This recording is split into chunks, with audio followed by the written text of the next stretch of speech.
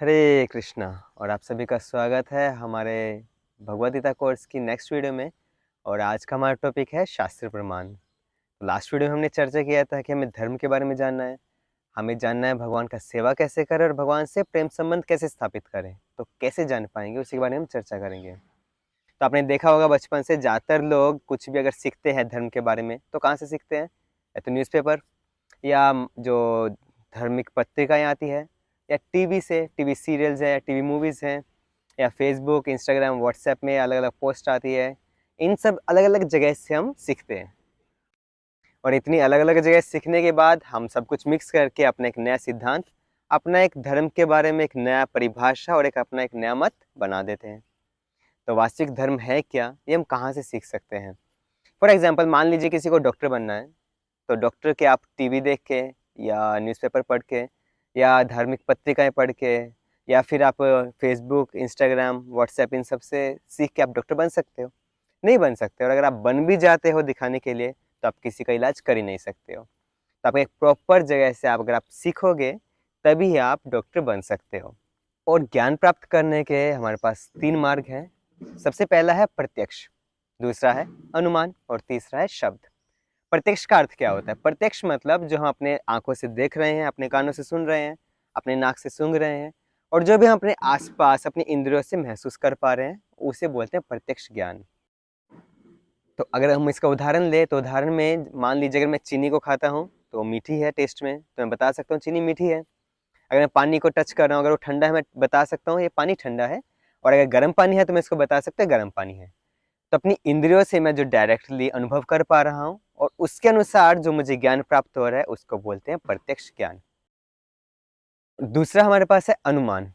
अनुमान का अर्थ है जब हम किसी चीज के बारे में अनुमान लगाते हैं। मान लीजिए पहाड़ के ऊपर धुआं आ रहा है, तो धुएं को देख के हम अनुमान लगाते हैं, ओ वहां पे पक्का आग लगी होगी, क्योंकि जहां पे भी आग लगती है वहां पे धुआं निकलता है। तो हमने अनुमान लगा लिया वहां पे आग लगी हुई है। तो इस प्रकार से जब हम अनुमान लगा के कोई भी ज्ञान प्राप्त करते हैं, उसे अनुमान मार्ग बोलते हैं। अगर आप इन दोनों को देखोगे, तो इन्हीं दोनों के ऊपर हमारा मॉडर्न साइंस डिपेंड करता है। जैसे हमारे मॉडर्न साइंस में क्या होता है, हम किसी भी चीज़ को जो आंखों से देखते हैं, साइंस का मतलब है सीइंग इज बिलीविंग। जो हम देखते हैं उसी पे हम विश्वास करते हैं, और हम बहुत सारी चीज़ों का अनुमान लगा के हम साइंस के सिद्धांत देते हैं। परंतु आप देखिए, इन दोनों में कुछ ना कुछ डिफेक्ट्स हैं। क्या डिफेक्ट्स हैं? मान लीजिए आपने पहले से ही चीनी खा ली है। आपने चीनी खाया या गुड़ खाया है, तो आप ऑलरेडी बहुत ज़्यादा तेज मीठा खाए हो। और अगर आप अभी चाय पियोगे तो आपको चाय फीकी लगेगी।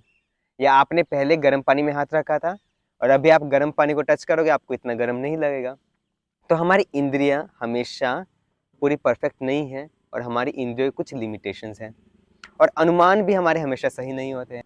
जैसे इसके बारे में एक स्टोरी है कि एक गांव में एक हाथी आया और 6 अंधे लोग वहां पर थे। तो वो 6 के 6 लोग ट्राई किए कि हम चलो हाथी को समझने का प्रयास करते, हाथी होता क्या है। कभी हाथी देखा नहीं। तो एक अंधा उसका पेट को टच कर रहा है, एक अंधे ने उसका पूंछ पकड़ लिया, एक अंधे ने उसकी टांग पकड़ी, एक अंधे ने उसके सूंड पकड़ लिया। और सभी बोले हाँ। जिसने टांग पकड़ा वो बोला हाथी सिलेंडर जैसा है, एक ऐसा लंबा रोड जैसा है। जिसने पूंछ पकड़ा वो बोला हाथी तो पतला सा है। जिसने सूंड पकड़ा वो बोला हाथी बहुत लंबा है। और जिसने पेट की साइड पे टच किया वो बोला हाथी एक गोल जैसा है। तो अलग अलग व्यक्ति ने अपना अलग अलग सिद्धांत दिया। तो इस प्रकार से हमारे दोनों रास्ते ज्ञान प्राप्त करने के, दोनों में कुछ ना कुछ कमियां हैं, डिफेक्ट्स हैं। और तीसरा रास्ता हमारे पास क्या है? तीसरा रास्ता है शब्द। शब्द का अर्थ क्या है? जैसे आप बचपन में स्कूल में जाते थे और स्कूल में टीचर बोला 1+1=2, या टीचर सिखाया था ABCD, और आपने टीचर की बात मान लिया। क्यों? क्योंकि टीचर उस चीज़ में अथॉरिटी है। इसी प्रकार से जब हम एक अथॉरिटी, एक किसी भी पर्टिकुलर फील्ड की अथॉरिटी से जब हम सीखते हैं, तब हम उसको शब्द प्रमाण बोलते हैं। तो कोई भी चीज़ हम अथॉरिटी से सीखते हैं, वो चीज़ बिल्कुल परफेक्ट होती है। मान लीजिए जब आप धर्म के बारे में बात करते हो, तब शास्त्रों से धर्म को सीखते हो, धर्म की डिटेल्स को सीखते हो। क्यों शास्त्रों से? कारण ये है क्योंकि वो 4 दोषों से रहित होते हैं। कौन कौन से 4 दोष हैं? पहला है भ्रम, दूसरा है प्रमाद, तीसरा विप्रलिप्सा, और चौथा है कर्णपाटव। भ्रम का अर्थ क्या होता है? भ्रम अर्थ है कि हम हमेशा कुछ ना कुछ गलती करते हैं, कुछ भूल करते हैं। ऐसा कोई बोल नहीं सकता कि मैं जिंदगी में कोई गलती किया ही नहीं हूँ। सबसे कभी ना कभी कुछ ना कुछ गलती हो ही जाती है, इसी को भ्रम बोलते हैं। या मान लीजिए आप अंधेरे में शाम के टाइम रास्ते से जा रहे हो, रोड पे एक रस्सी पड़ी है और आप उसको समझ लेते हो अरे ये तो सांप है और डर जाते हो। तो ये क्योंकि हम हमेशा गलती करते हैं, ये होता है भ्रम। दूसरा है प्रमाद। प्रमाद का अर्थ है इल्यूजन। और इसका अगर हम उदाहरण लें, मान लीजिए उदाहरण है जैसे आप रेगिस्तान में जाते हो और आप मिराज देखते हो, आपको दिखता है वहाँ दूर पे पानी है, इसको बोलते हैं इल्यूजन। या जब आप गर्मियों में सड़क पे जाते हो रोड के ऊपर, तो रोड पे कुछ आपको पानी जैसा दिखाई देता है, ये भी प्रमाद है। तीसरा क्या है? तीसरा है विप्रलिप्सा, जिसका मतलब है चीटिंग प्रोपेंसिटी। इसका अर्थ है हमेशा हमारे अंदर एक दूसरों को धोखा देने की प्रवृत्ति बनी रहती है, इसको विप्रलिप्सा कहा जाता है। और चौथा है अपूर्व इंद्रिया, कर्णपाटव। तो हमारी इंद्रिया के कुछ लिमिटेशंस हैं और वो हमेशा पूर्ण नहीं है। मान लीजिए जैसे मैं कुछ रेंज तक ही चीज़ों को देख सकता हूँ, पर एक जो चील है वो आकाश में बहुत ऊंचा उड़ने के बाद भी धरती पे एक छोटे से चूहे को भी देख सकती है। मैं कुछ लिमिट तक सुन सकता हूँ, पर कुत्ते हमसे ज़्यादा तेज सुन सकते हैं, वो हमसे ज़्यादा सूंघ भी सकते हैं। तो हमारी जो सेंसेस हैं इनकी कुछ लिमिटेशंस हैं। तो ये चार दोष होने के कारण जो पहले दो प्रमाण हैं, जो प्रत्यक्ष और अनुमान, और दोनों हमारे फेल हो जाते हैं। तो लास्ट बचता है शब्द प्रमाण। और ये शब्द इसलिए पूर्ण है क्योंकि इसमें चार दोष नहीं होते। जो शास्त्र है, शास्त्र चार दोषों से परे होते हैं। शास्त्रों को बताया जाता है अपौरुषेय, मतलब किसी नॉर्मल व्यक्ति द्वारा लिखे नहीं गए हैं। शास्त्र कहाँ से आए हैं? शास्त्र भगवान की श्वास से, भगवान की सांस से प्रकट हुए हैं, और भगवान की ही वाणी, उसको शास्त्र बोला जाता है। ऐसा नहीं कि कोई पुराने ऋषि, बड़े बड़े दाढ़ी वाले या जटा वाले किसी ऋषि ने लिख दिया, ऐसा नहीं है। शास्त्र भगवान द्वारा बनाए गए हैं, परंतु उनको लिखा है श्रील वेद व्यास जी ने। पहले शास्त्र वाणी के रूप में थे, उनको लिखने का कार्य वेद व्यास जी ने किया है। वेद व्यास जी ने शास्त्रों को बनाया नहीं है, केवल उनको लिखा है। तो शास्त्र और मॉडर्न साइंस के बीच में क्या सिमिलरिटीज और क्या डिफरेंसेस है, ये हमें जानना पड़ेगा। तो दो रास्ते होते हैं ज्ञान प्राप्त करने के, एक असेंडिंग प्रोसेस, एक डिसेंडिंग प्रोसेस। असेंडिंग प्रोसेस का मतलब है आरोह पंथा, मतलब नीचे से शुरुआत करते हो और ऊपर की ओर बढ़ते हो, इसको बोलते हैं आरोह पंथा। तो मॉडर्न साइंस जो है वो नीचे से शुरुआत करते हैं, जो अपने आसपास की चीज़ों को स्टडी करके वो ऊपर की ओर बढ़ती रहती है, तो ये असेंडिंग प्रोसेस है।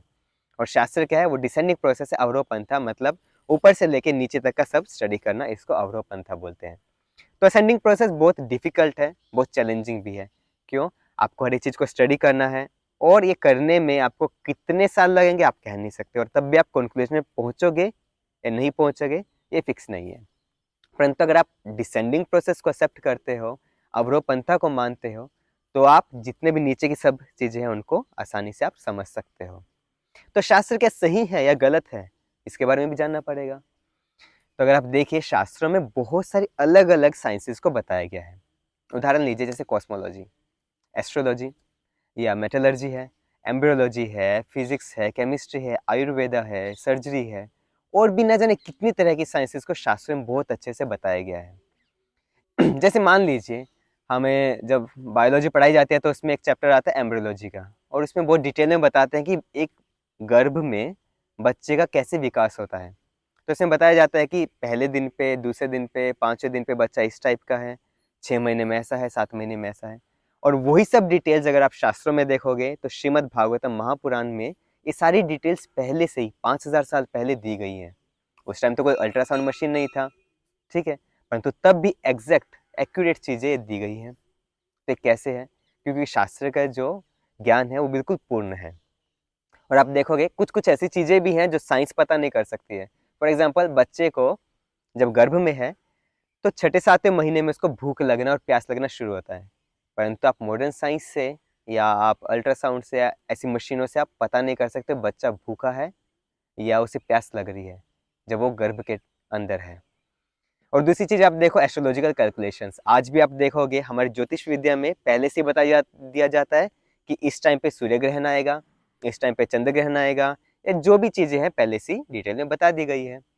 और अगर आप कैलकुलेशंस देखोगे, एटॉमिक कैलकुलेशंस या फिजिक्स के बारे में आप चर्चा करोगे, तो पहले बोला जाता था कि जो एटम है वो एक सिंपल एक पाई मॉडल है, एक वाटरमेलन की तरह जिसमें पॉजिटिव नेगेटिव चार्ज बिखरा हुआ है। उसके बाद रदरफोर्ड आया, फिर उसके बाद बोहर आया, उसके बाद क्वांटम मॉडल आया। तो ऐसे धीरे धीरे करके ये अपग्रेड होता रहा, अपडेटेड होता रहा। और आप देखो बोला जाता है इलेक्ट्रॉन्स जो है या एटम जो है इंडिविजिबल है, उसको आप और ब्रेक नहीं कर सकते हो। बाद में पता चले इसमें प्रोटॉन, इलेक्ट्रॉन्स, म्यूजॉन्स, क्वार्क सब कुछ है। तो ये साइंस हमारी डेली अपडेट हो रही है, चेंज हो रही है। पर शास्त्रों में अगर आप देखो तो एटॉमिक कैलकुलेशंस बताई गई है टाइम को मेजर करने के बारे में, जिसके अनुसार आज हमारे डेज, हमारी घड़ियाँ सब कुछ चलता है और बिल्कुल परफेक्ट काम करती है। तो इस शास्त्रों में जो ज्ञान है, आयुर्वेद, सर्जरी, मेटलर्जी और ये एटॉमिक कैलकुलेशंस और भी ना जाने कितने प्रकार के, सारे परफेक्ट हैं। इनमें कुछ भी त्रुटि नहीं है और ना ही आज से कोई अपडेट आया है। जैसे पहले था आज भी सेम वैसे ही लागू हो रहा है। तब भी अगर आपको यकीन नहीं होता है तो आप कुछ प्रेडिक्शंस को लीजिए। शास्त्रों में पहले प्रेडिक्टेड है कि इतने टाइम बाद चाणक्य पंडित आएंगे, जो उनका जन्म हुआ तो पहले से प्रेडिक्शन थी। जो अशोका ग्रेट एम्परर है उनके बारे में बताया गया था, और श्रीमान चैतन्य महाप्रभु के बारे में बताया गया था, और लॉर्ड जीसस के बारे में बताया हुआ है, लॉर्ड बुद्धा के बारे में, और फ्यूचर में लॉर्ड कल्कि आने वाले उसके बारे में बताया है। और ना जाने कितनी सारी प्रेडिक्शन शास्त्रों में बताई गई थी, वो आज भी अगर हम अपनी लाइफ में देखें वो बिल्कुल परफेक्ट और बिल्कुल ट्रू है। उसमें कोई भी डाउट नहीं है और कोई गलती नहीं है। तो इतने सारे उदाहरणों से, और अगर आप खुद भी इसे प्रैक्टिकली ट्राई करोगे, पढ़ने की कोशिश करोगे, देखने की कोशिश करोगे, आप समझ सकते हो कि शास्त्रों का ज्ञान पूरी तरह परफेक्ट है और हम परफेक्ट नॉलेज, परफेक्ट ज्ञान शास्त्रों से प्राप्त कर सकते हैं। अभी कोई प्रश्न कर सकता है, अरे शास्त्रों ज्ञान तो पहले के टाइम में जो शास्त्र थे वो सही थे, अभी आजकल तो शायद नकली हो या जो बता रहे हो गलत है। नहीं, शास्त्रों ज्ञान गुरु शिष्य परंपरा से आता है। कैसे? मान लीजिए कोई गुरु है, वो अपने शिष्यों को शास्त्रों ज्ञान देते हैं। अगर उन शिष्यों में से कोई ऐसा क्वालिफाइड व्यक्ति है जिसने उस ज्ञान को एक्सेप्ट किया, उसे प्रैक्टिस किया, रियलाइज किया, अपने जन्म में अनुभव किया, तब वो शिष्य अगला गुरु बनने के लायक है। अगर वो ऐसा नहीं कर पाए तो गुरु नहीं बन सकता है। इस प्रकार से गुरु शिष्य परंपरा से ये ज्ञान हम तक पहुंचा है। तो इसलिए ये ज्ञान में कोई भी गलती या त्रुटि या कोई चेंजेस नहीं है। गुरु शिष्य परंपरा से ज्ञान आने का अर्थ यही है कि बीच में उस ज्ञान में कोई चेंजेस अपनी तरफ से ऐड करना या कम करना नहीं किया गया है, उसे एज इट इज मेंटेन करना, यही गुरु शिष्य परंपरा का कार्य है। तो इसलिए जो धर्म का ज्ञान है, या हमें अपना आध्यात्मिक जीवन के बारे में जो भी जिज्ञासाएं हैं, हमें शास्त्रों से करनी चाहिए। और हम कैसे सीख सकते हैं, कैसे अपने जीवन में पालन कर सकते हैं, ये हम आगे आने वाली वीडियोस में इसके बारे में चर्चा करेंगे। हरे कृष्णा।